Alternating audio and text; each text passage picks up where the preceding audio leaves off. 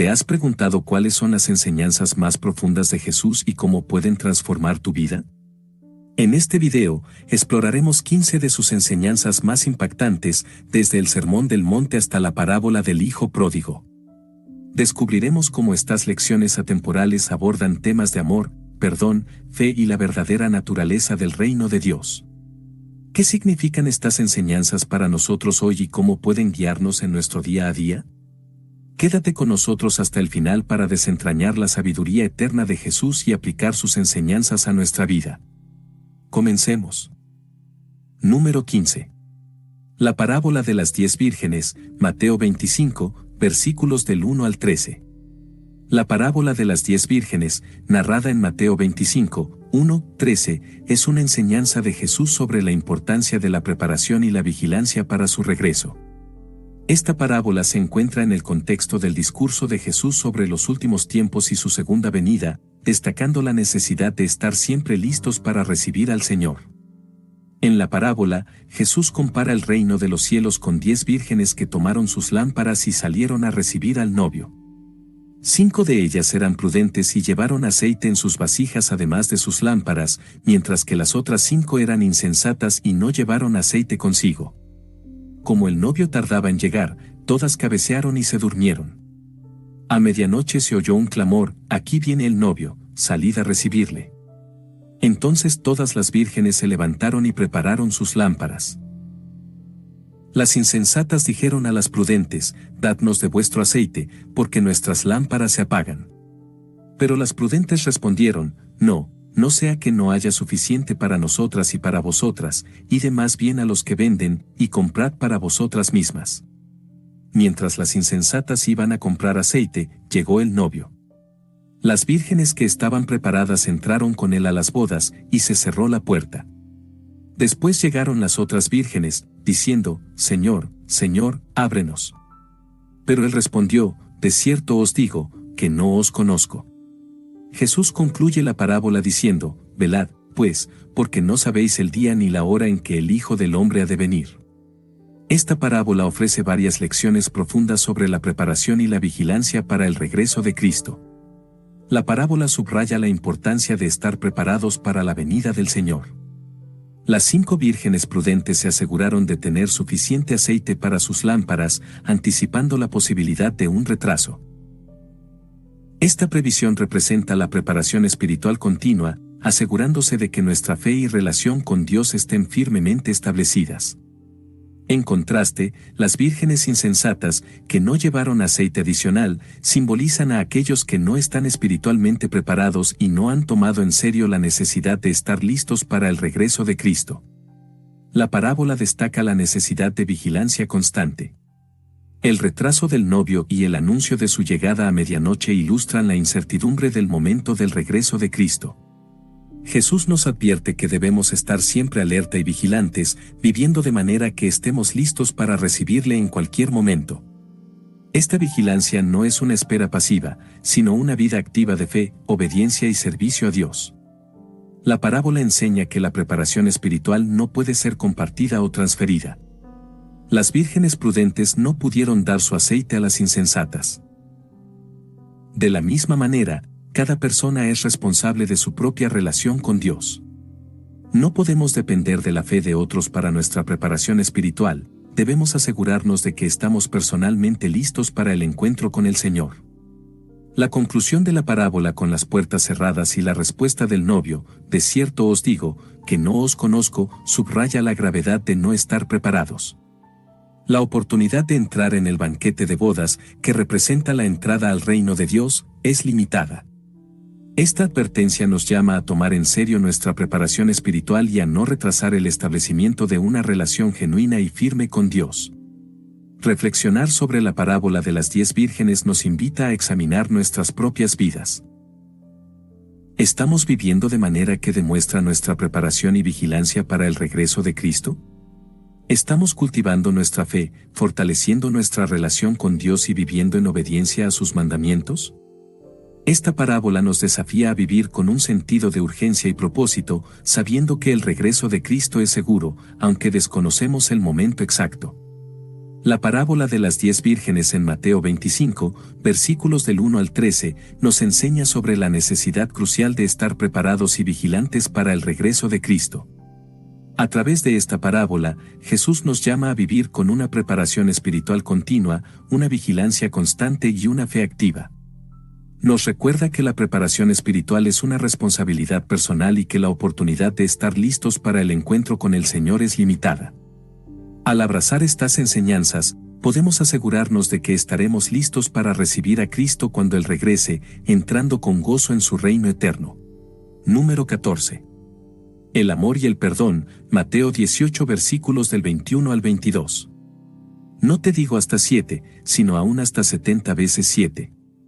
Estas palabras de Jesús, registradas en Mateo 18 versículos del 21 al 22, responden a una pregunta del apóstol Pedro sobre los límites del perdón. Pedro le preguntó a Jesús: Señor, ¿cuántas veces perdonaré a mi hermano que peque contra mí? ¿Hasta 7? La respuesta de Jesús subraya la importancia del perdón constante y la gracia ilimitada en nuestras relaciones. En el contexto cultural y religioso de la época, perdonar a alguien 3 veces ya era considerado generoso. Pedro, al sugerir perdonar hasta 7 veces, pensaba que estaba mostrando una magnanimidad notable. Sin embargo, la respuesta de Jesús amplía radicalmente esta idea de generosidad: no te digo hasta 7, sino aún hasta 70 veces 7. Este número, 490, no debe tomarse de manera literal, sino que simboliza la plenitud y la infinitud del perdón. Jesús está enseñando que no debe haber límites al perdón, debe ser inagotable.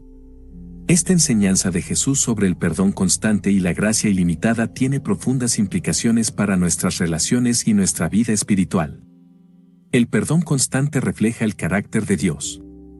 En la Biblia, se nos muestra a un Dios que es lento para la ira y grande en misericordia, Salmo 103 versículo 8. Dios nos perdona una y otra vez, no por nuestro mérito, sino por su amor y gracia.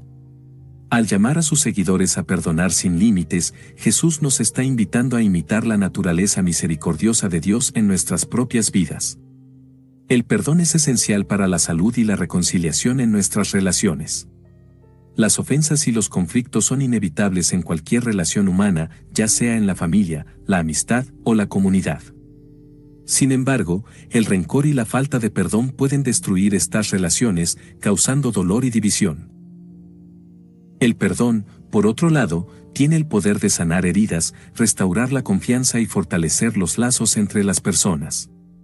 Tercero, el perdón es liberador tanto para el que perdona como para el perdonado. Aferrarse a la ira y el resentimiento puede ser emocional y espiritualmente destructivo.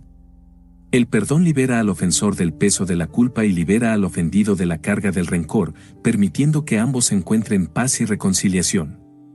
Jesús, al enseñar sobre el perdón, nos ofrece una vía para la libertad y la sanidad en nuestras vidas. La enseñanza de Jesús también nos llama a una autoevaluación constante. Nos invita a considerar cómo respondemos a las ofensas y si estamos dispuestos a perdonar como Dios nos perdona. En la parábola del siervo despiadado, Mateo 18, versículos del 23 al 35, que sigue inmediatamente a esta enseñanza, Jesús ilustra las consecuencias de no perdonar a los demás después de haber sido perdonados por Dios. El siervo que fue perdonado de una deuda enorme se negó a perdonar una deuda mucho menor a su compañero, y como resultado, su perdón inicial fue revocado. Esta parábola subraya que nuestra disposición a perdonar a los demás debe reflejar el perdón que hemos recibido de Dios. El perdón constante y la gracia en las relaciones también nos desafían a practicar la humildad y la empatía. Perdonar repetidamente no significa ignorar el pecado o permitir el abuso, sino reconocer nuestra propia necesidad de gracia y extender esa misma gracia a los demás.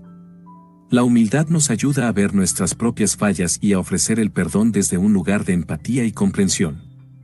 La enseñanza de Jesús en Mateo 18, versículos del 21 al 22, sobre el perdón constante y la gracia ilimitada es una llamada a vivir de acuerdo con el carácter misericordioso de Dios. Nos invita a perdonar sin límites, reflejando la gracia infinita que hemos recibido. Este perdón constante es esencial para la salud y la reconciliación en nuestras relaciones, liberándonos del rencor y permitiéndonos vivir en paz y armonía con los demás. Al abrazar esta enseñanza, somos desafiados a vivir con humildad, empatía y una disposición continua a extender la gracia de Dios en todas nuestras interacciones. Número 13. La resurrección y la vida, Juan 11, versículo 25, Yo soy la resurrección y la vida, el que cree en mí, aunque esté muerto, vivirá. Estas palabras de Jesús, registradas en Juan 11, versículo 25, fueron pronunciadas durante uno de los momentos más conmovedores de su ministerio terrenal, la resurrección de Lázaro. Esta declaración no solo afirma la identidad de Jesús como fuente de vida eterna, sino que también ofrece una profunda promesa de esperanza y victoria sobre la muerte para todos los que creen en Él. El contexto de esta afirmación es significativo. Lázaro, amigo cercano de Jesús, había muerto y llevaba 4 días en la tumba cuando Jesús llegó a Betania. Marta, hermana de Lázaro, salió a recibir a Jesús y expresó su dolor y su fe diciendo, Señor, si hubieras estado aquí, mi hermano no habría muerto. Pero también sé ahora que todo lo que pidas a Dios, Dios te lo dará. Juan 11, versículos del 21 al 22. Jesús le responde, tu hermano resucitará, a lo que Marta contesta que ella sabía que resucitaría en la resurrección en el día postrero. Entonces, Jesús declara, yo soy la resurrección y la vida, el que cree en mí, aunque esté muerto, vivirá. Juan 11, versículo 25. Esta declaración de Jesús tiene varias implicaciones profundas y ofrece una esperanza extraordinaria para los creyentes. Jesús se identifica como la resurrección y la vida, lo que significa que Él es la fuente y el dador de la vida eterna. No es solo que Jesús puede resucitar a los muertos, sino que en Él mismo reside el poder sobre la vida y la muerte. Su resurrección no es simplemente un evento futuro, sino una realidad presente para todos los que creen en Él. Jesús, al decir yo soy, usa el mismo título que Dios usó en el Antiguo Testamento, afirmando su divinidad y su poder absoluto sobre la vida. La promesa de Jesús de vida eterna para aquellos que creen en Él es una fuente de esperanza inmensa. La muerte física no es el final para los creyentes. Aunque el cuerpo muera, los que tienen fe en Jesús vivirán eternamente. Esta esperanza transforma nuestra comprensión de la vida y la muerte, dándonos una perspectiva eterna que va más allá de las circunstancias temporales. La resurrección de Jesús garantiza nuestra resurrección. La victoria de Jesús sobre la muerte en su propia resurrección es la base de nuestra esperanza de vida eterna.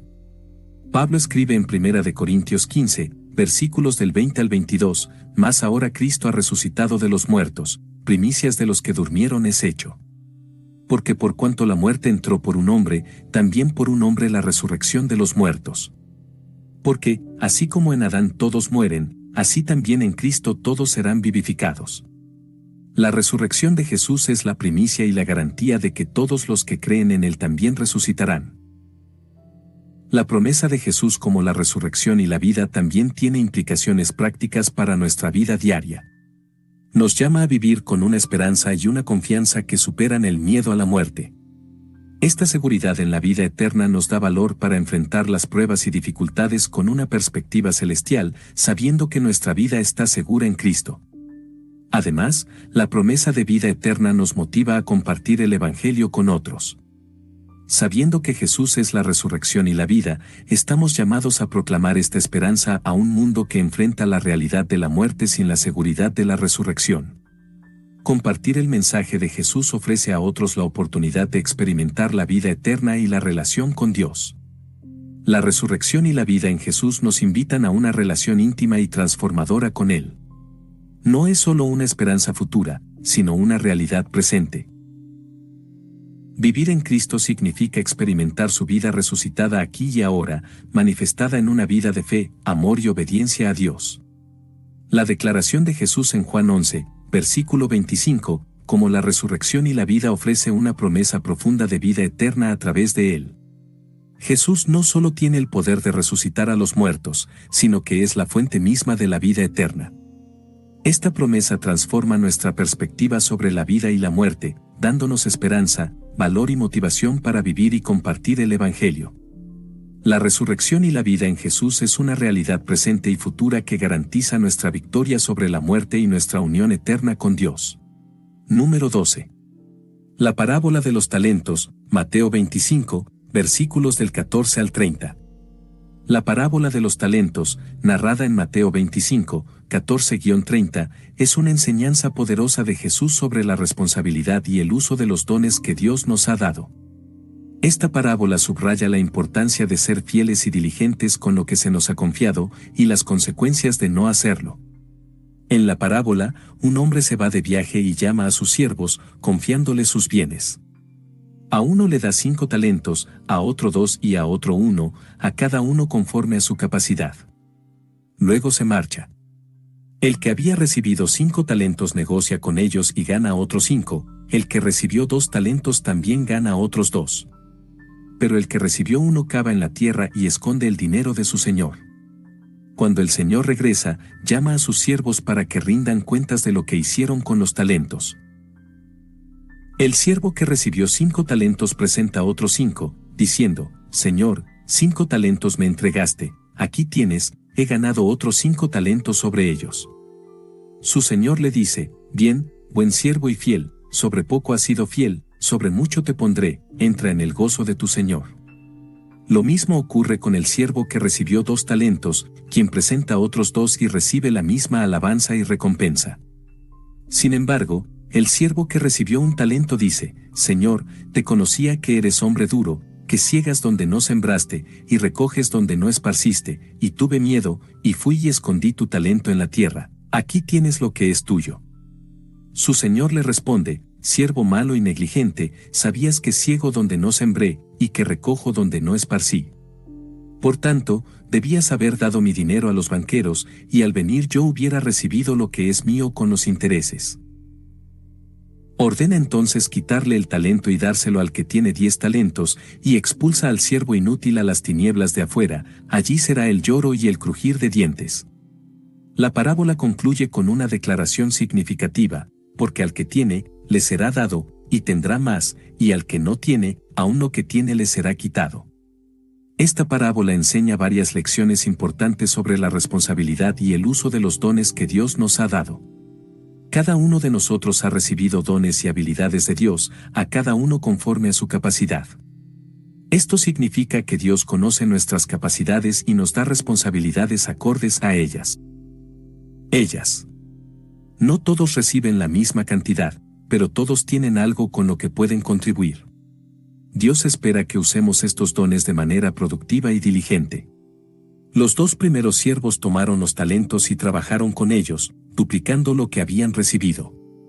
Esto demuestra una actitud de responsabilidad y diligencia, utilizando sus habilidades para generar un beneficio para su señor. El temor y la negligencia son condenados. El tercer siervo, por miedo y falta de iniciativa, esconde su talento en la tierra. Su inacción y excusas resultan en su condena. Este siervo representa a aquellos que, por miedo o pereza, no utilizan los dones y oportunidades que Dios les ha dado. La fidelidad en lo poco lleva a la recompensa en lo mucho. Los siervos fieles no solo reciben la alabanza de su Señor, sino que también son puestos sobre muchas cosas y entran en el gozo de su Señor. If you're chasing data down instead of seeing it in one place, you need the Intuit ERP. Intuit Enterprise Suite. All your data in one place with built-in AI for real-time insights. Learn more at intuit.com/ERP. Esto subraya que la fidelidad y diligencia en las pequeñas responsabilidades pueden llevar a mayores oportunidades y recompensas en el reino de Dios. La reflexión sobre esta parábola nos desafía a evaluar cómo estamos usando los dones y oportunidades que Dios nos ha dado. Nos invita a ser proactivos y diligentes, buscando maneras de servir a Dios y a los demás con lo que hemos recibido. No importa cuán grande o pequeño sea el don, lo importante es usarlo para la gloria de Dios y el bien de los demás. También nos advierte sobre el peligro de la negligencia y el temor. Es fácil caer en la trampa de la inacción por miedo al fracaso o a no estar a la altura. Sin embargo, Dios nos llama a confiar en Él y a actuar con valentía y diligencia. La parábola de los talentos nos enseña sobre la responsabilidad y el uso de los dones que Dios nos ha dado. Cada uno de nosotros ha recibido algo de Dios y estamos llamados a usarlo productivamente y con diligencia. Al hacerlo, no solo cumplimos con nuestra responsabilidad, sino que también experimentamos la alegría y la recompensa de nuestro Señor. Nos desafía a ser fieles y valientes, confiando en que Dios nos ha equipado para hacer su obra y que seremos recompensados por nuestra fidelidad. Número 11. La Gran Comisión, Mateo 28, versículos del 19 al 20. Por tanto, id y haced discípulos a todas las naciones. Estas palabras de Jesús, registradas en Mateo 28, versículos del 19 al 20, forman parte de la Gran Comisión, un mandato central para todos los creyentes de difundir el Evangelio. Esta comisión, dada por Jesús a sus discípulos antes de ascender al cielo, establece la misión fundamental de la Iglesia, hacer discípulos en todas las naciones, enseñándoles a obedecer todo lo que Jesús ha mandado. En el contexto de este mandato, Jesús se aparece a sus discípulos después de su resurrección y les asegura que toda potestad me es dada en el cielo y en la tierra, Mateo 28, versículo 18. Con esta autoridad, Jesús envía a sus seguidores a continuar su obra en el mundo, extendiendo el mensaje del Evangelio y estableciendo comunidades de fe. La Gran Comisión contiene varios elementos clave que definen la misión de los creyentes. Primero, Jesús instruye a sus discípulos a ir. Este llamado implica una acción intencional y proactiva para llevar el Evangelio más allá de las fronteras culturales, geográficas y sociales. No se trata de esperar a que la gente venga a nosotros, sino de salir y llevar el mensaje de salvación a todos los rincones del mundo. Esta misión es global, abarcando todas las naciones, lo que refleja el alcance universal del Evangelio y el deseo de Dios de que todas las personas conozcan su amor y verdad. Segundo, el mandato de hacer discípulos va más allá de simplemente convertir a la gente. Hacer discípulos implica acompañar a las personas en su crecimiento espiritual, enseñándoles a seguir a Jesús y a vivir de acuerdo con sus enseñanzas. Este proceso de discipulado es continuo y relacional, involucrando la instrucción, el apoyo y el ejemplo de vida de aquellos que ya son discípulos. Tercero, Jesús especifica que los nuevos discípulos deben ser bautizados en el nombre del Padre, y del Hijo, y del Espíritu Santo. El bautismo es una señal externa de una transformación interna, simbolizando la identificación del creyente con la muerte, sepultura y resurrección de Jesús. Este acto de fe y obediencia pública marca el inicio de la vida cristiana y la integración en la comunidad de fe. Cuarto, la Gran Comisión incluye la enseñanza de que guarden todas las cosas que os he mandado. La obediencia a las enseñanzas de Jesús es esencial en el discipulado. Esto implica no solo conocer las palabras de Jesús, sino también aplicarlas en la vida diaria.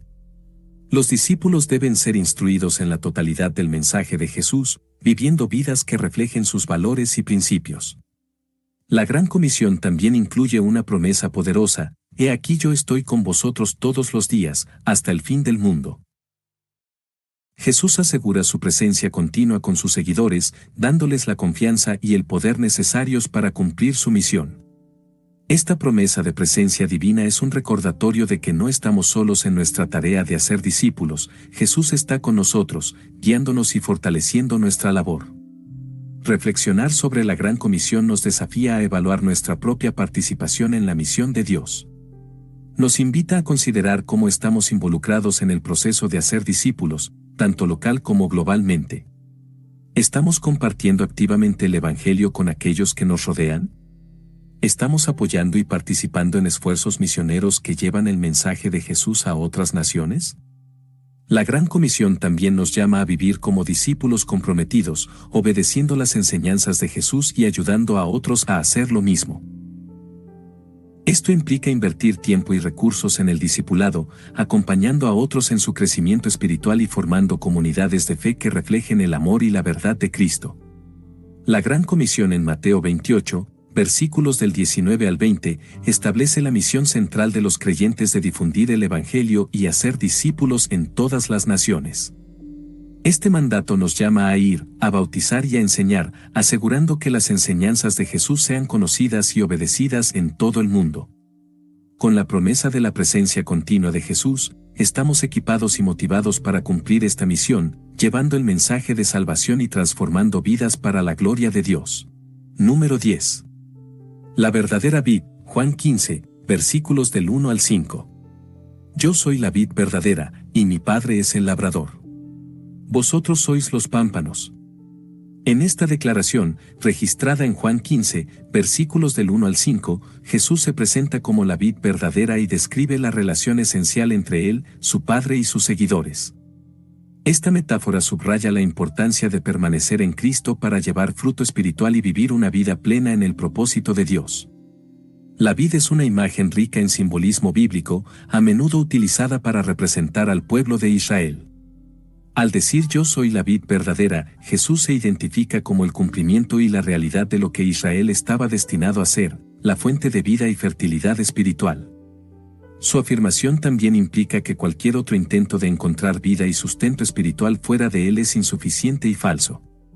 Jesús continúa diciendo que su Padre es el labrador, quien cuida, poda y cultiva la vid para que lleve mucho fruto. El labrador corta las ramas que no dan fruto y poda las que sí dan fruto para que produzcan más. Esta poda puede representar las pruebas y correcciones que los creyentes experimentan para crecer en santidad y eficacia espiritual. Los seguidores de Jesús son descritos como los pámpanos, las ramas de la vid. La vida y la vitalidad de los pámpanos dependen completamente de su conexión con la vid. Jesús enfatiza la necesidad de esta unión vital: permaneced en mí, y yo en vosotros. Como el pámpano no puede llevar fruto por sí mismo, si no permanece en la vid, así tampoco vosotros, si no permanecéis en mí. Juan 15, versículo 4. Esta permanencia implica una relación continua y profunda con Jesús, una vida de fe y obediencia. La importancia de permanecer en Cristo se destaca en varios aspectos. Primero, sin esta conexión, no podemos llevar fruto espiritual. Los pámpanos no tienen vida en sí mismos, su capacidad para producir fruto depende de su unión con la vid. Del mismo modo, los creyentes no pueden vivir vidas fructíferas y espiritualmente efectivas sin estar profundamente conectados con Cristo. Esta conexión se nutre a través de la oración, la meditación en la palabra de Dios y la obediencia a sus mandamientos. Segundo, permanecer en Cristo garantiza una vida plena y productiva. Jesús dice: yo soy la vid, vosotros los pámpanos, el que permanece en mí, y yo en él, éste lleva mucho fruto, porque separados de mí nada podéis hacer. Juan 15, versículo 5. La vida abundante y fructífera que Jesús promete no se refiere solo a la cantidad de nuestras obras, sino a la calidad de nuestra relación con Él y el impacto de nuestras vidas en el reino de Dios. El fruto espiritual puede incluir el crecimiento en el carácter de Cristo, la influencia positiva en las vidas de los demás y la expansión del Evangelio. Tercero, la poda, aunque a veces dolorosa, es un proceso necesario para el crecimiento espiritual. Dios, como el labrador, corta las áreas de nuestras vidas que son improductivas o dañinas y nos purifica para que podamos llevar más fruto. Este proceso de poda puede incluir pruebas, dificultades y correcciones, pero todo ello contribuye a nuestro crecimiento y madurez espiritual. Reflexionar sobre Jesús como la vid verdadera nos invita a evaluar nuestra propia vida espiritual y nuestra conexión con Él. ¿Estamos permaneciendo en Cristo, buscando su presencia y obedeciendo sus mandamientos? ¿Estamos abiertos a la poda de Dios en nuestras vidas, permitiendo que Él nos purifique y nos haga más fructíferos?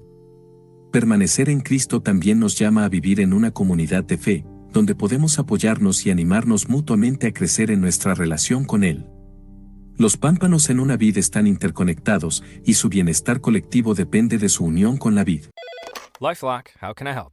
The IRS said I filed my return, But I haven't. 1 in 4 tax-paying Americans has paid the price of identity fraud. what do I do? My refund, though. I'm freaking out. Don't worry, I can fix this. LifeLock fixes identity theft guaranteed and gets your money back with up to $3 million in coverage. I'm so relieved. No problem. I'll be with you every step of the way. 1 in 4 was a fraud-paying American. Not anymore. Save up to 40% your first year. Visit LifeLock.com/podcast. Terms apply. Don't chew on that, Max. Cooper loves that chew too. Oh, now he's into Cooper's food. Wow, he is loving it. What do you feed Cooper? Blue Buffalo Life Protection Formula. He never leaves a crumb. I love it because it's made with high-quality protein, nutrient-rich fruits and veggies, and wholesome whole grains. Looks like we're switching to Blue. Blue Buffalo foods are made with the superior ingredients your dog needs to thrive. Can your dog food say that? Visit feedbluefood.com to learn more. De la misma manera, los creyentes están llamados a vivir en comunión y apoyo mutuo, fortaleciendo nuestra fe y testimonio conjunto. En resumen, la declaración de Jesús en Juan 15, versículos del 1 al 5, como la vid verdadera subraya la importancia de permanecer en Él para llevar fruto espiritual. Nuestra conexión con Cristo es esencial para nuestra vida y vitalidad espiritual, y sin Él no podemos producir el fruto que Dios desea. Al permanecer en Jesús, experimentamos la poda y el cuidado del Padre, que nos capacitan para vivir vidas plenas y fructíferas. Esta metáfora nos llama a profundizar nuestra relación con Cristo, a confiar en su provisión y a vivir en comunión con otros creyentes, reflejando el carácter y la misión de Dios en el mundo. Número 9. El buen pastor, Juan 10, versículo 11. Yo soy el buen pastor su vida da por las ovejas. En esta declaración, registrada en Juan 10, versículo 11, Jesús se presenta como el buen pastor, subrayando su amor, cuidado y sacrificio por sus seguidores. Esta metáfora del pastor y las ovejas es rica en significado, revelando la profunda relación entre Jesús y aquellos que lo siguen, así como su disposición a sacrificarse por su bienestar. La imagen del pastor es familiar en las Escrituras y en la cultura de la época de Jesús. Los pastores eran responsables de guiar, alimentar, proteger y cuidar a sus ovejas. Las ovejas, por su naturaleza, son animales vulnerables y dependientes que necesitan constante atención y guía. Al describirse como el buen pastor, Jesús destaca varios aspectos clave de su relación con sus seguidores. Primero, Jesús se distingue como el buen pastor en contraste con los pastores asalariados o falsos líderes que no tienen un verdadero interés en el bienestar de las ovejas. Estos pastores huyen ante el peligro, dejando a las ovejas expuestas a los depredadores. En cambio, el buen pastor está dispuesto a dar su vida por las ovejas. Esta disposición a sacrificar su propia vida muestra el amor incondicional y el compromiso de Jesús hacia aquellos que le pertenecen. El cuidado y la protección de Jesús hacia sus seguidores se manifiestan de varias maneras. Como buen pastor, Jesús guía a sus ovejas, llevándolas a pastos verdes y aguas tranquilas, proporcionando lo que necesitan para su sustento y bienestar espiritual. Esta guía implica que Jesús conoce el camino y dirige a sus seguidores hacia la verdad y la vida eterna. Su enseñanza y ejemplo son la base sobre la cual los creyentes deben construir sus vidas. Además, Jesús protege a sus ovejas de los peligros espirituales. Él es el guardián que defiende a su rebaño contra los ataques del enemigo, asegurando su seguridad. Esta protección no significa que los seguidores de Jesús estarán libres de dificultades o persecuciones, pero sí garantiza que su vida espiritual está segura en las manos del buen pastor. Jesús es su refugio y su fortaleza en tiempos de prueba. El sacrificio de Jesús, al dar su vida por las ovejas, es la máxima expresión de su amor y compromiso. En la cruz, Jesús entregó su vida para salvar a la humanidad del pecado y la muerte.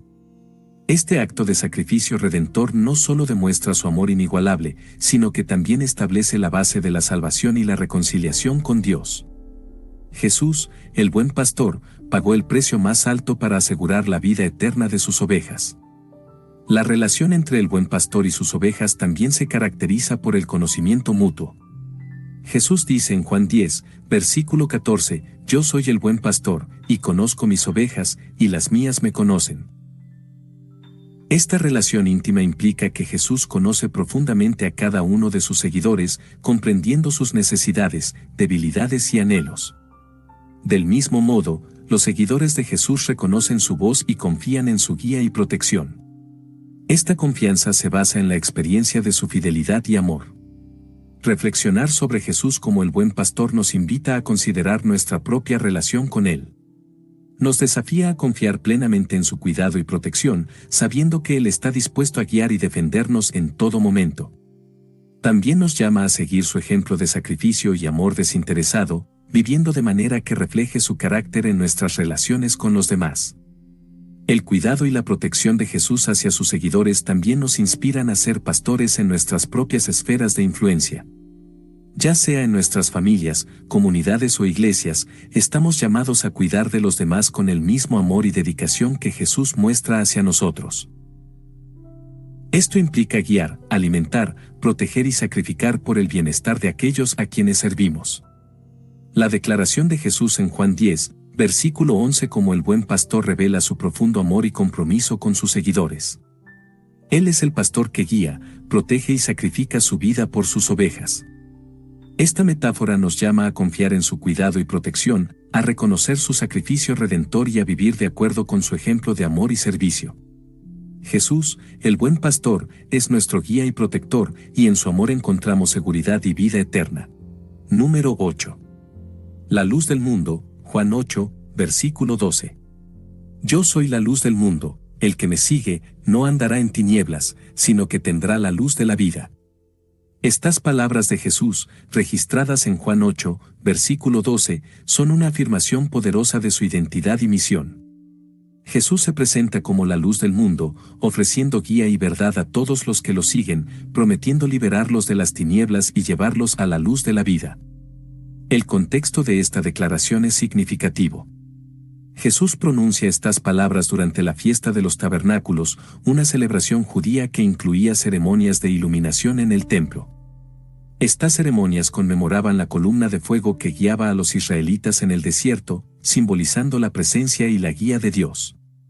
Al decir yo soy la luz del mundo, Jesús se presenta como la manifestación de la presencia divina y la guía suprema para la humanidad. La luz es un símbolo poderoso en las Escrituras, representando la verdad, la pureza y la revelación de Dios. En contraste, las tinieblas simbolizan la ignorancia, el pecado y la separación de Dios. Al declararse la luz del mundo, Jesús afirma que Él es la fuente de toda verdad y revelación divina. Él ilumina las mentes y los corazones, disipando las tinieblas del pecado y la ignorancia. Seguir a Jesús significa caminar en su luz, es decir, vivir de acuerdo con sus enseñanzas y permitir que su verdad guíe nuestras vidas. Jesús promete que aquellos que lo siguen no andarán en tinieblas, lo que implica que serán liberados de la confusión, el pecado y la muerte espiritual. En cambio, tendrán la luz de la vida, que es la revelación de Dios que trae salvación, vida eterna y una relación plena con el Creador.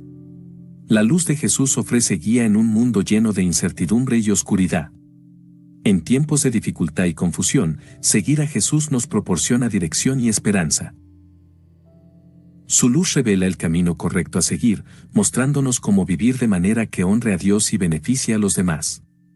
Esta guía divina nos ayuda a tomar decisiones sabias y a vivir de manera justa y amorosa.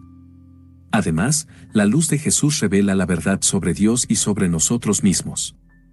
Nos muestra quién es Dios, santo, amoroso, justo y misericordioso.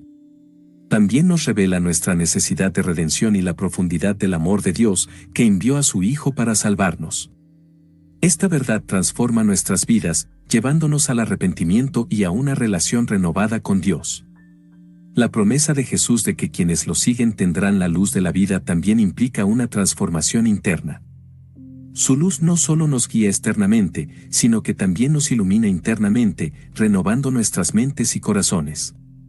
Esta transformación nos capacita para vivir en santidad y amor, reflejando la luz de Cristo en nuestras relaciones y acciones diarias.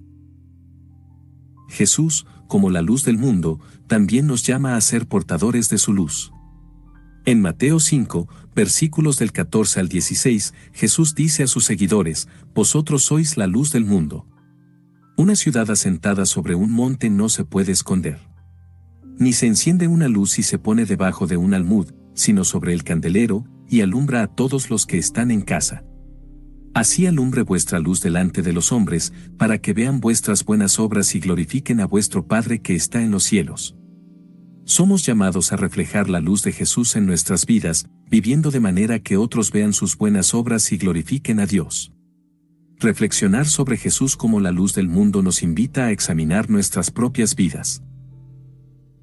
¿Estamos permitiendo que su luz guíe nuestras decisiones y acciones? ¿Estamos viviendo en su verdad y permitiendo que transforme nuestras vidas? ¿Estamos reflejando su luz a los demás, llevando esperanza y verdad a un mundo necesitado? En resumen, la declaración de Jesús en Juan 8, versículo 12 como la luz del mundo es una invitación a seguirlo y vivir en su luz. Nos ofrece guía, verdad y vida eterna, liberándonos de las tinieblas del pecado y la muerte. Al seguir a Jesús, encontramos dirección, esperanza y una relación transformadora con Dios. Además, somos llamados a reflejar su luz, viviendo de manera que otros vean su amor y verdad a través de nosotros.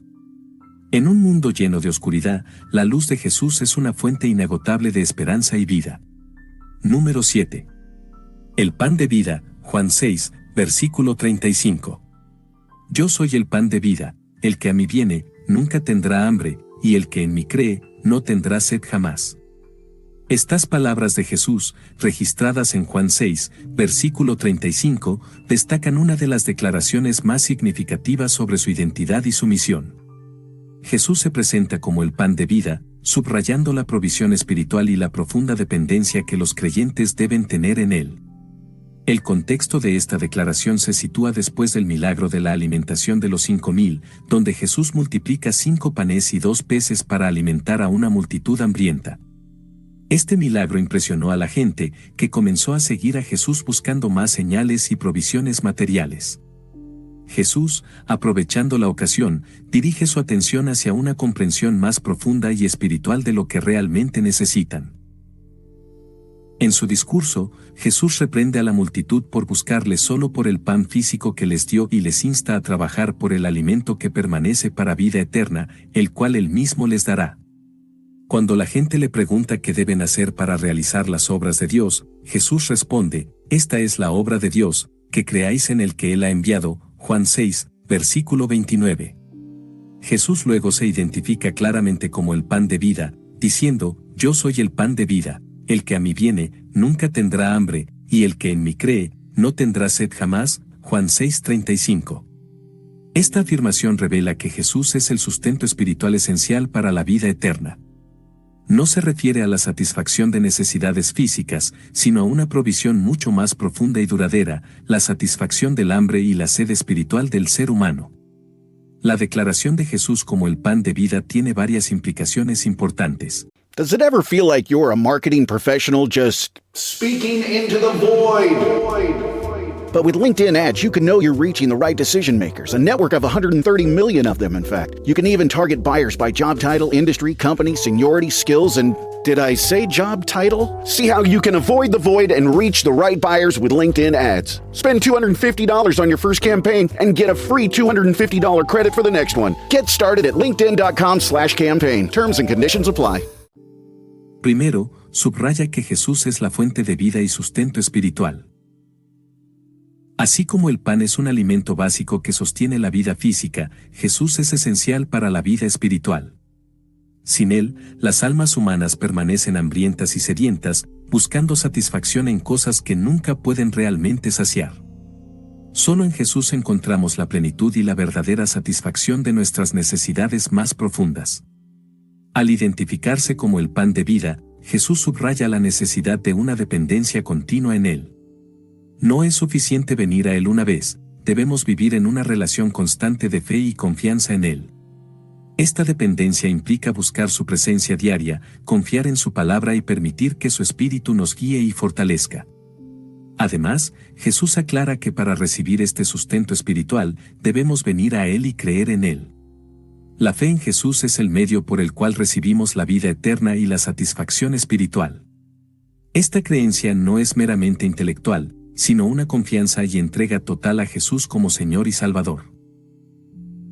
Jesús también ofrece una satisfacción completa y eterna. Al decir que quien viene a Él nunca tendrá hambre ni sed, está hablando de una satisfacción eterna que comienza ahora y continúa para siempre. Jesús ofrece la vida eterna a todos los que creen en Él, una vida que es plena, abundante y nunca se agota. Las palabras de Jesús también indican que en Él encontramos todo lo que necesitamos. Nuestra búsqueda de significado, propósito y satisfacción encuentra su culminación en una relación con Él. Las cosas temporales del mundo pueden ofrecer placer momentáneo, pero solo Jesús puede satisfacer eternamente el hambre y la sed de nuestras almas. La reflexión sobre Jesús como el pan de vida nos invita a examinar nuestra propia vida espiritual y nuestra relación con Él. Nos desafía a considerar en qué o en quién estamos buscando satisfacción y sustento. ¿Estamos dependiendo de cosas temporales y pasajeras, o estamos buscando en Jesús la fuente de nuestra vida y felicidad? También nos llama a vivir en una fe activa y continua. No es suficiente haber conocido a Jesús en el pasado, debemos seguir viniendo a Él, confiando en Él y permitiendo que su vida y su amor nos transformen cada día. Esta relación continua con Jesús es lo que nos da la fortaleza para enfrentar las pruebas de la vida y nos llena de esperanza para el futuro. La declaración de Jesús como el pan de vida en Juan 6, versículo 35, es una invitación a encontrar en Él la provisión espiritual y la satisfacción eterna que nuestras almas anhelan. Nos llama a depender completamente de Él, a creer en su nombre y a vivir en una relación de fe y confianza continua. Solo en Jesús encontramos la verdadera vida, la plenitud y la satisfacción que ninguna otra cosa puede ofrecer. Su promesa es segura: quien viene a Él nunca tendrá hambre, y quien cree en Él nunca tendrá sed. Número 6. El nuevo nacimiento, Juan 3, versículos del 3 al 8. De cierto te digo, que el que no naciere de nuevo, no puede ver el reino de Dios. Estas palabras de Jesús, registradas en Juan 3, versículo 3, forman parte de una conversación profunda y reveladora con Nicodemo, un fariseo y miembro del Sanedrín. En este pasaje, Jesús introduce el concepto del nuevo nacimiento, subrayando la importancia del renacimiento espiritual para entrar en el reino de Dios. La conversación entre Jesús y Nicodemo se desarrolla durante la noche, cuando Nicodemo se acerca a Jesús reconociéndolo como un maestro venido de Dios.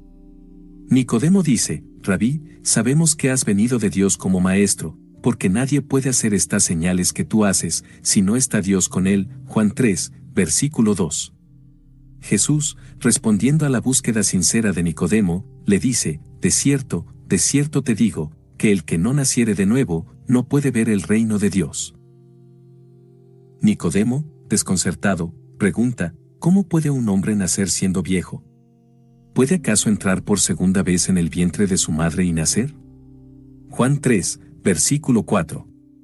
Jesús aclara que el nuevo nacimiento del que hablan no es un nacimiento físico, sino espiritual. De cierto te digo, que el que no naciere de agua y del Espíritu, no puede entrar en el reino de Dios. Lo que es nacido de la carne, carne es, y lo que es nacido del Espíritu, Espíritu es. Juan 3, versículos del 5 al 6. Jesús explica que el renacimiento espiritual es una obra del Espíritu Santo. Así como el viento sopla donde quiere y se oye su sonido, pero no se sabe de dónde viene ni a dónde va, así es todo aquel que es nacido del Espíritu. Juan 3, versículo 8. Este nuevo nacimiento es esencial para entrar en el reino de Dios y experimentar la vida eterna. La conversación con Nicodemo resalta varios aspectos claves sobre la naturaleza y la importancia del nuevo nacimiento. Primero, subraya que el nuevo nacimiento es un requisito indispensable para ver y entrar en el reino de Dios. No se trata de una mejora moral o una adhesión a normas religiosas, sino de una transformación radical del corazón y del espíritu, operada por el Espíritu Santo. El nuevo nacimiento implica una renovación completa y un cambio de naturaleza.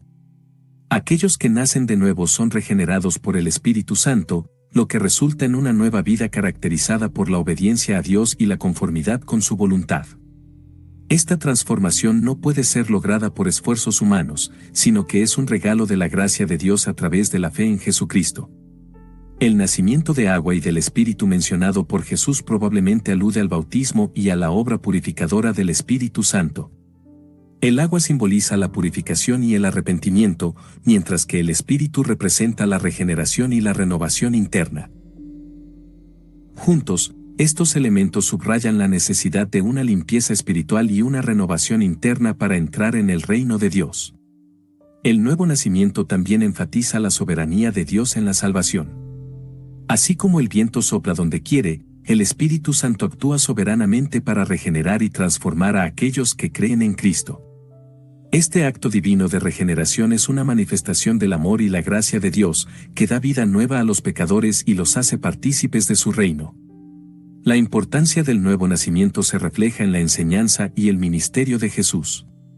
Jesús vino al mundo para ofrecer vida eterna a todos los que creen en Él, y el nuevo nacimiento es el medio por el cual esta vida es impartida. En Juan 3, versículo 16, Jesús declara: porque de tal manera amó Dios al mundo, que ha dado a su Hijo unigénito, para que todo aquel que en Él cree, no se pierda, mas tenga vida eterna. El nuevo nacimiento es, por tanto, central al mensaje del Evangelio y a la misión redentora de Cristo. La conversación de Jesús con Nicodemo en Juan 3, versículos del 3 al 8, destaca la necesidad y la importancia del nuevo nacimiento para ver y entrar en el reino de Dios. Este renacimiento espiritual, obra del Espíritu Santo, implica una transformación radical y una renovación completa del ser. Es un requisito indispensable para la vida eterna y una manifestación del amor y la gracia de Dios. A través del nuevo nacimiento, los creyentes son regenerados, purificados y hechos partícipes del reino de Dios, experimentando una vida nueva en Cristo. Número 5. La parábola del Hijo Pródigo, Lucas 15, versículos del 11 al 32. La parábola del Hijo Pródigo, narrada en Lucas 15, versículos del 11 al 32, es una de las enseñanzas más conmovedoras de Jesús sobre el perdón, el arrepentimiento y la misericordia de Dios. Esta parábola destaca el amor incondicional de Dios hacia los pecadores y su disposición a perdonar y restaurar a aquellos que se vuelven a Él con un corazón arrepentido. La parábola comienza con un hombre que tenía 2 hijos.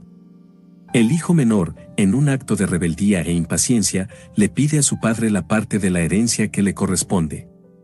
Este pedido era altamente inusual y deshonroso, ya que implicaba un deseo de tomar su herencia antes de la muerte de su padre. Sin embargo, el padre accede y divide su herencia entre sus 2 hijos. El hijo menor, después de recibir su parte, se va a un país lejano y derrocha su herencia viviendo de manera desenfrenada. Pronto, se encuentra en la miseria cuando una gran hambruna azota el país, y él se ve obligado a trabajar alimentando cerdos, un trabajo particularmente degradante para un judío. En su desesperación, el hijo reflexiona sobre su situación y se da cuenta de que los siervos de su padre tienen más comida y una vida mejor que la suya. Decide regresar a casa, arrepentido y dispuesto a pedir perdón a su padre y a ofrecerse como un simple siervo. Cuando el hijo todavía estaba lejos, su padre lo ve y, movido por la compasión, corre a su encuentro. Lo abraza y besa, y el hijo le dice: «Padre, he pecado contra el cielo y contra ti, ya no soy digno de ser llamado tu hijo». Pero el padre, lleno de alegría y misericordia, ordena a sus siervos que traigan la mejor ropa, un anillo y sandalias para su hijo, y que preparen un banquete para celebrar su regreso. Declara: «Porque mi hijo muerto era, y ha revivido, se había perdido, y es hallado». El hijo mayor, que había estado trabajando en los campos, al regresar y escuchar la música y el baile, pregunta a un siervo qué está sucediendo. Al enterarse del regreso de su hermano y de la celebración, se enfurece y se niega a entrar. Su padre sale y le suplica que se una a la celebración, pero el hijo mayor se queja amargamente de que nunca le habían hecho una fiesta a él, a pesar de su lealtad y trabajo constante. El padre le responde con ternura: «Hijo, tú siempre estás conmigo, y todas mis cosas son tuyas. Más era necesario hacer fiesta y regocijarnos, porque tu hermano era muerto, y ha revivido, se había perdido, y es hallado». La parábola del Hijo Pródigo ofrece una profunda reflexión sobre el perdón, el arrepentimiento y la misericordia de Dios. En primer lugar, el Padre en la parábola representa a Dios, que está siempre dispuesto a perdonar y a recibir a sus hijos con amor y compasión, sin importar cuán lejos se hayan desviado. La figura del Padre corriendo a recibir a su Hijo, incluso antes de que éste pronuncie sus palabras de arrepentimiento, subraya la iniciativa de Dios en buscar y salvar a los perdidos. El hijo menor representa a aquellos que se alejan de Dios, persiguiendo placeres y deseos mundanos, pero que eventualmente se dan cuenta de su error y regresan con un corazón arrepentido. La decisión del hijo de regresar a su padre muestra la importancia del arrepentimiento y la humildad para recibir el perdón de Dios. No importa cuán lejos hayamos caído, siempre podemos volver a Dios, quien está listo para perdonarnos y restaurarnos. El hijo mayor, por otro lado, representa a aquellos que, aunque aparentemente están cerca de Dios, pueden albergar actitudes de autojusticia, resentimiento y falta de misericordia. Su incapacidad para alegrarse por el regreso de su hermano muestra una falta de comprensión del amor y la gracia de Dios. La respuesta del Padre al Hijo Mayor es una invitación a todos los creyentes a compartir la alegría de Dios por cada pecador que se arrepiente y vuelve a Él. La parábola también nos enseña sobre la naturaleza del verdadero arrepentimiento y la restauración. El arrepentimiento genuino implica un reconocimiento de nuestro pecado, un deseo de cambiar y una vuelta a Dios. La restauración, simbolizada por las ropas nuevas, el anillo y las sandalias, muestra que Dios no solo perdona, sino que también restaura nuestra dignidad y nos devuelve a una posición de honor como sus hijos. En resumen, la parábola del Hijo Pródigo es una poderosa ilustración del amor incondicional, el perdón y la misericordia de Dios. Nos recuerda que, sin importar cuán lejos nos hayamos alejado, siempre podemos regresar a nuestro Padre Celestial, quien nos recibe con los brazos abiertos. Esta parábola nos desafía a reflejar este mismo amor y compasión en nuestras relaciones con los demás, celebrando siempre la gracia de Dios en nuestras vidas y en la vida de aquellos que encuentran su camino de regreso a Él. Número 4. La parábola del buen samaritano, Lucas 10, versículos del 25 al 37. La parábola del buen samaritano es una de las enseñanzas más emblemáticas de Jesús, narrada en el Evangelio de Lucas, capítulo 10, versículos 25 al 37. Esta parábola ilustra de manera poderosa el amor y la compasión que deben caracterizar a los seguidores de Cristo, destacando la importancia de ayudar a los demás sin importar su origen o condición. La parábola comienza con un intérprete de la ley que se acerca a Jesús para ponerlo a prueba, preguntándole, «Maestro, ¿haciendo qué cosa heredaré la vida eterna?» Jesús le responde con otra pregunta, ¿qué está escrito en la ley? ¿Cómo lees? El intérprete de la ley responde citando dos mandamientos clave: amarás al Señor tu Dios con todo tu corazón, y con toda tu alma, y con todas tus fuerzas, y con toda tu mente, y a tu prójimo como a ti mismo. Jesús le dice que ha respondido correctamente y que si hace eso, vivirá. Deseando justificarse, el intérprete de la ley pregunta, ¿y quién es mi prójimo? En respuesta, Jesús relata la parábola: un hombre bajaba de Jerusalén a Jericó y fue asaltado por ladrones, quienes lo despojaron de sus ropas, lo golpearon y lo dejaron medio muerto. Por casualidad, un sacerdote descendía por el mismo camino, pero al verlo, pasó de largo. De igual manera, un levita, al llegar al lugar y verlo, también pasó de largo. Pero un samaritano, al viajar por el mismo camino, vio al hombre herido y tuvo compasión de él. Se acercó, le vendó las heridas echándoles aceite y vino, lo montó sobre su propio animal, lo llevó a una posada y cuidó de él. Al día siguiente, sacó 2 denarios y se los dio al posadero, diciéndole, «Cuídalo, y todo lo que gastes de más, yo te lo pagaré cuando regrese». Jesús concluye la parábola preguntando, ¿quién de estos 3 te parece que fue el prójimo del que cayó en manos de los ladrones? El intérprete de la ley responde, el que tuvo misericordia de él. Jesús le dice, ve y haz tú lo mismo. La parábola del buen samaritano destaca varios temas importantes sobre el amor y la compasión hacia los demás, independientemente de su origen. La elección de un samaritano como el héroe de la parábola es significativa. Los judíos y los samaritanos tenían una relación histórica de hostilidad y desconfianza mutua. Sin embargo, Jesús elige al samaritano como ejemplo de amor y compasión, desafiando las barreras étnicas y religiosas. Esta enseñanza subraya que el verdadero amor y la compasión no conocen límites ni prejuicios. El sacerdote y el levita, figuras religiosas respetadas, fallan en mostrar compasión, mientras que el samaritano, considerado un enemigo, actúa con misericordia. El amor verdadero se manifiesta en acciones concretas y desinteresadas hacia aquellos que están en necesidad. La parábola nos llama a poner en práctica el amor a través de actos de bondad y ayuda, incluso hacia aquellos que son diferentes a nosotros. Jesús redefine quién es nuestro prójimo.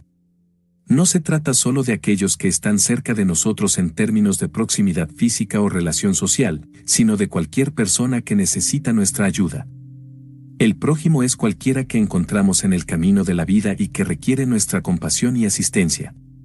El samaritano no solo brinda ayuda inmediata al herido, sino que también se compromete a cuidar de él hasta su recuperación, invirtiendo tiempo y recursos. Esto muestra que el amor y la compasión a menudo requieren sacrificio personal y una inversión genuina en el bienestar de los demás. Jesús concluye la parábola con una llamada a la acción: ve y haz tú lo mismo. Nos desafía a imitar el ejemplo del buen samaritano, actuando con misericordia y compasión en nuestras propias vidas. Esto implica estar dispuestos a ayudar a cualquiera que esté en necesidad, sin importar su origen o circunstancia. La parábola del buen samaritano nos invita a reflexionar profundamente sobre nuestras propias actitudes y acciones hacia los demás. Nos desafía a examinar nuestros prejuicios y a expandir nuestro círculo de compasión para incluir a todos, especialmente a aquellos que son diferentes a nosotros o que la sociedad marginaliza. En un mundo marcado por divisiones y conflictos, la parábola nos recuerda que la esencia del discipulado cristiano es el amor activo y desinteresado hacia todos. Nos llama a ser agentes de misericordia y reconciliación, reflejando el amor de Dios en nuestras interacciones diarias. Al vivir de acuerdo con los principios de la parábola del buen samaritano, transformamos nuestras comunidades y contribuimos a construir un mundo más justo y compasivo. La enseñanza de Jesús nos insta a ser valientes en nuestra compasión y a actuar con amor en todas nuestras relaciones, siguiendo el ejemplo del samaritano que vio, tuvo compasión y actuó. En resumen, la parábola del buen samaritano, con su poderoso mensaje de amor y compasión, nos llama a trascender barreras y a vivir una vida de servicio y misericordia. Nos recuerda que el verdadero amor se muestra en acciones concretas hacia aquellos en necesidad y nos desafía a ser prójimos para todos, imitando la compasión y el cuidado del buen samaritano. Número 3. La regla de oro, Mateo 7, versículo 12. Así que, todas las cosas que queráis que los hombres hagan con vosotros, así también haced vosotros con ellos. Estas palabras de Jesús, registradas en Mateo 7, versículo 12, encapsulan un principio ético fundamental conocido como la regla de oro. Esta enseñanza se encuentra en el contexto del Sermón del Monte y destaca la importancia de la empatía y el trato justo hacia los demás. La regla de oro es una declaración simple pero profunda que resume cómo debemos comportarnos en nuestras interacciones diarias. Jesús nos llama a tratar a los demás de la misma manera en que nos gustaría ser tratados. Este principio trasciende las barreras culturales, religiosas y sociales, y se puede aplicar universalmente como una guía para la conducta moral y ética. La esencia de la regla de oro es la empatía, la capacidad de ponerse en el lugar del otro y considerar sus sentimientos, necesidades y deseos. La empatía nos permite comprender y valorar las experiencias de los demás, fomentando una actitud de compasión y respeto.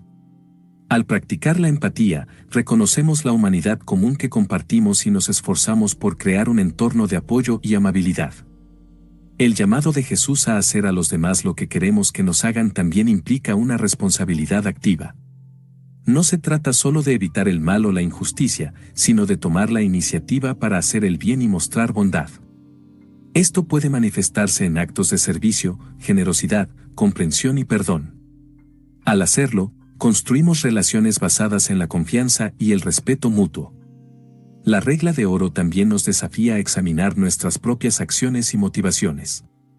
Nos invita a reflexionar sobre cómo nuestras palabras y comportamientos afectan a los demás y a esforzarnos por vivir de manera que refleje los valores del reino de Dios. En lugar de actuar por interés propio o por venganza, Jesús nos insta a actuar con amor y consideración. Además, la regla de oro tiene implicaciones prácticas en diversas áreas de la vida. En las relaciones familiares, fomenta un ambiente de apoyo y cuidado mutuo. En el ámbito laboral, promueve la colaboración y el respeto entre colegas. En la comunidad y la sociedad en general, alienta la justicia, la equidad y la paz. Un ejemplo claro de la regla de oro en acción es la parábola del buen samaritano, Lucas 10, versículos del 25 al 37. En esta historia, un hombre es asaltado y dejado medio muerto al borde del camino. Mientras un sacerdote y un levita pasan de largo, un samaritano, considerado un enemigo por los judíos, se detiene, atiende sus heridas y lo lleva a un lugar seguro. El samaritano actuó con empatía y compasión, haciendo por el hombre herido lo que le gustaría que hicieran por él en una situación similar. Esta parábola ilustra cómo la regla de oro nos llama a superar prejuicios y barreras para ayudar a los necesitados. La práctica de la regla de oro también puede transformar comunidades y sociedades enteras. Cuando las personas tratan a los demás con respeto y consideración, se fomenta un ambiente de cooperación y armonía. Las divisiones y conflictos disminuyen, y se construye una base sólida para el entendimiento mutuo y la colaboración. La regla de oro no es solo un principio moral, sino una manifestación del amor de Dios en acción. Al seguir esta enseñanza, reflejamos el carácter de Dios, quien es amoroso, misericordioso y justo. En Juan 13, versículo 34, Jesús nos da un nuevo mandamiento, que os améis unos a otros, como yo os he amado, que también os améis unos a otros. La regla de oro es una extensión de este mandamiento, llamándonos a amar a los demás de manera activa y tangible. Número 2. El gran mandamiento, Mateo 22, versículos del 37 al 40. Amarás al Señor tu Dios con todo tu corazón, y con toda tu alma, y con toda tu mente. Y amarás a tu prójimo como a ti mismo. Estas palabras de Jesús, registradas en Mateo 22, versículos del 37 al 40, son conocidas como el Gran Mandamiento. En este pasaje, Jesús responde a una pregunta de los fariseos sobre cuál es el mandamiento más importante de la ley. Su respuesta encapsula la esencia de toda la ley y los profetas, destacando la primacía del amor en la vida cristiana. Jesús comienza citando el Shema, una declaración central de la fe judía encontrada en Deuteronomio 6, versículo 5, amarás al Señor tu Dios con todo tu corazón, y con toda tu alma, y con toda tu mente. Este mandamiento subraya la totalidad del amor que debemos tener hacia Dios. No se trata solo de un afecto emocional, sino de una devoción completa que abarca todas las facetas de nuestra existencia, nuestro corazón, centro de nuestras emociones y deseos, nuestra alma, esencia de nuestro ser, y nuestra mente, intelecto y entendimiento. Este amor a Dios con todo nuestro ser implica una relación profunda y personal con Él. Es un llamado a reconocer su supremacía y soberanía en nuestras vidas, a adorarle y servirle con sinceridad y pasión. Este amor debe ser el fundamento de todas nuestras acciones y decisiones, guiándonos en una vida de obediencia y fidelidad. Jesús añade un segundo mandamiento, que es semejante al primero, amarás a tu prójimo como a ti mismo. Este mandamiento proviene de Levítico 19, versículo 18, y amplía el concepto del amor de Dios hacia nuestras relaciones con los demás. Amar a nuestro prójimo como a nosotros mismos implica reconocer la dignidad y el valor de cada persona, tratándolos con el mismo cuidado y respeto que deseamos para nosotros. La combinación de estos dos mandamientos resume toda la ley y los profetas. Jesús enfatiza que el amor es la base de todas las enseñanzas y mandatos de Dios. Sin amor, nuestras acciones religiosas y morales carecen de verdadero significado y propósito. El amor a Dios y al prójimo es la clave para vivir una vida que refleja el carácter de Dios y su voluntad. La importancia del amor en la vida cristiana no puede ser subestimada. El apóstol Pablo, en su primera carta a los Corintios, capítulo 13, afirma que sin amor, incluso los dones espirituales y los actos de sacrificio más grandes son inútiles. El amor es paciente y bondadoso, no es envidioso ni jactancioso, no es arrogante ni grosero.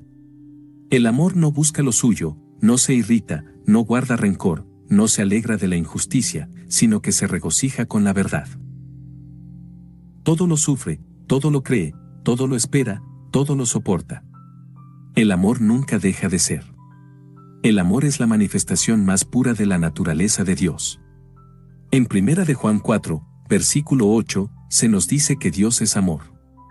Como seguidores de Cristo, estamos llamados a reflejar este amor en nuestras vidas, no solo hacia Dios, sino también hacia los demás. Este amor no es una emoción superficial, sino una decisión y un compromiso de buscar el bienestar y la edificación de los demás. Amar a Dios con todo nuestro ser nos lleva a una transformación interna que se manifiesta en nuestras acciones externas. Al amar a Dios, somos capacitados para amar a los demás de manera genuina y sacrificial. Este amor se muestra en la compasión hacia los necesitados, en la justicia hacia los oprimidos, en el perdón hacia los que nos han ofendido y en la paciencia con los que nos rodean. El amor al prójimo es también una prueba tangible de nuestro amor a Dios. En Mateo 25, versículo 40, Jesús dice, en cuanto lo hicisteis a uno de estos mis hermanos más pequeños, a mí lo hicisteis. Nuestras acciones hacia los demás reflejan nuestra relación con Dios. Al cuidar, servir y amar a los demás, estamos honrando y sirviendo a Dios mismo. El gran mandamiento nos llama a una vida de amor radical y transformador. Nos desafía a ir más allá de nuestras propias preocupaciones y comodidades para vivir de manera que glorifique a Dios y bendiga a los demás. Este amor no se basa en la reciprocidad o en la conveniencia, sino en el ejemplo y el mandato de Cristo. Número 1. El Sermón del Monte, Mateo capítulos del 5 al 7. El Sermón del Monte es uno de los discursos más importantes y conocidos de Jesús, registrado en los capítulos 5 al 7 del Evangelio de Mateo. En este sermón, Jesús presenta una enseñanza profunda y radical sobre la vida en el reino de Dios, desafiando las normas religiosas y sociales de su tiempo y estableciendo principios éticos y espirituales que han guiado a los cristianos a lo largo de los siglos. El sermón comienza con las bienaventuranzas, una serie de bendiciones que Jesús pronuncia sobre aquellos que viven de acuerdo con los valores del reino de Dios. Estas bendiciones destacan la bienaventuranza y la gracia divina otorgada a los humildes, los que lloran, los mansos, los que tienen hambre y sed de justicia, los misericordiosos, los de corazón limpio, los pacificadores y los perseguidos por causa de la justicia. Cada bienaventuranza ofrece una promesa de consuelo, satisfacción y recompensa celestial, enfatizando el contraste entre los valores del reino y los del mundo. Jesús continúa su enseñanza describiendo a sus seguidores como la sal de la tierra y la luz del mundo. La sal, en la antigüedad, era un preservativo y un condimento esencial, simbolizando la influencia preservadora y purificadora que los discípulos deben tener en el mundo. La luz representa la verdad y la revelación de Dios, y los discípulos son llamados a brillar y reflejar la luz de Cristo, viviendo de tal manera que otros vean sus buenas obras y glorifiquen a Dios. Un tema central del Sermón del Monte es el llamado a una justicia que supera la de los escribas y fariseos. Jesús reafirma la validez de la ley y los profetas, pero lleva la interpretación de la ley a un nivel más profundo, centrándose en la intención y el corazón detrás de las acciones. Por ejemplo, mientras que la ley prohíbe el asesinato, Jesús enseña que la ira y el desprecio hacia los demás también son condenables. De manera similar, no solo el adulterio es pecado, sino también los pensamientos lujuriosos. Una de las enseñanzas más radicales del sermón es el mandato de amar a los enemigos. Jesús instruye a sus seguidores a no solo amar a sus amigos y a quienes les hacen bien, sino también a quienes les odian y persiguen. Este amor inclusivo refleja el carácter de Dios, quien hace que su sol salga sobre malos y buenos y envía lluvia sobre justos e injustos. Amar a los enemigos y orar por quienes persiguen es un llamado a vivir una vida de misericordia y compasión, siguiendo el ejemplo de Jesús. Jesús también aborda temas como la limosna, la oración y el ayuno, enseñando que estas prácticas deben hacerse en secreto y con sinceridad, no para ser vistos y elogiados por los demás. La oración del Padre Nuestro, incluida en este sermón, es una guía poderosa sobre cómo orar, centrada en la adoración a Dios, la petición por el pan diario, el perdón de los pecados y la protección contra la tentación y el mal.